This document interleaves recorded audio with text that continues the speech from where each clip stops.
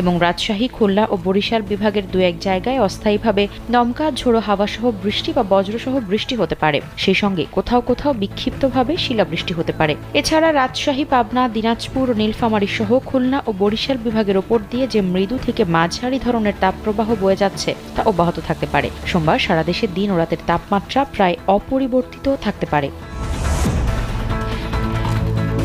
এদিকে স্বস্তির বৃষ্টির মাঝেই চোখ রাঙাচ্ছে ঘূর্ণিঝড় রেমাল। আশঙ্কা করা হচ্ছে আইলা ও আমফানের মতো ক্ষতি হতে পারে রেমালে।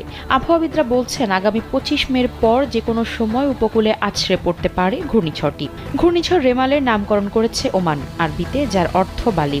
অবশ্য এই নামে ফিলিস্তিনের গাজা থেকে 1.7 কিলোমিটার দূরে একটি শহর রয়েছে। এবার ধেয়ে আসতে পারে সেই রেমাল। তবে কতটা ভয়াবহ হবে এই ঝড় তা এখনও স্পষ্ট নয়। বিভিন্ন আবহাওয়া মডেল